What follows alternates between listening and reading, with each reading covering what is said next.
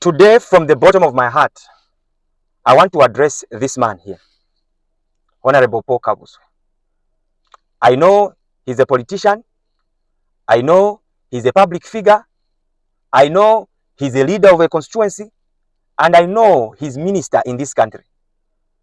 And most of the times when we young people talk about our leaders, there are a lot of things that come in.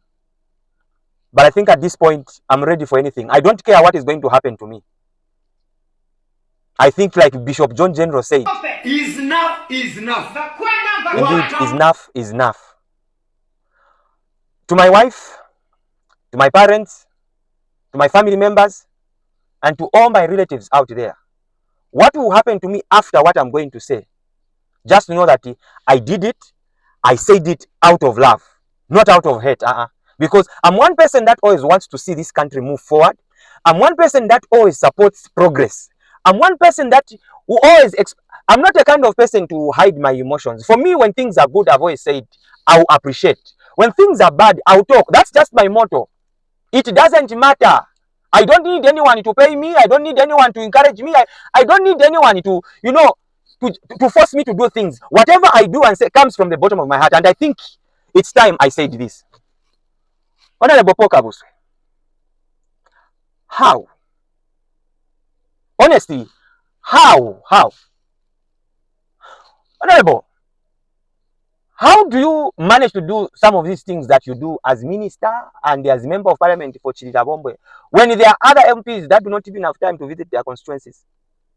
You, even in your absence, things seem to be moving in your constituency. How are you managing, Honorable? How? You see, I know there are people that do not appreciate the free education policy. But I'm one of those people that at one point was chased from class because I was owing the school fees. I know what it feels like not to attend the class because there is no school fees. And it did not just happen at the primary level. It also happened to me at college level, so tertiary level. Not allowed to attend the class, almost not allowed to write the exam. I remember some days I would actually learn it through the window. And these are not just stories. I have evidence to them. I am a picture. Now, the free education policy is one good thing that has happened under the UPND. That one we cannot even brush it off. Some of us can be criticizing and talking ill about the UPND, but our children are not paying at school. But you see, having free education is one thing. Attaining that free education is another, because you can be going to school but not attaining the free education. Why? Because you do not have books. Me, I want to understand, Honorable Paul Kabuswe, this initiative, Yamabuku, where you are distributing books across your constituency, how are you managing that other MPs are not even just copying the initiative?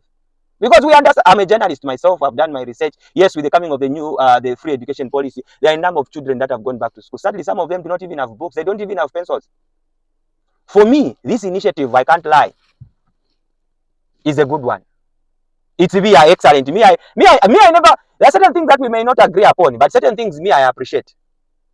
To learn that even children of those that criticize you are benefiting from these books is heartwarming, man. May God bless you.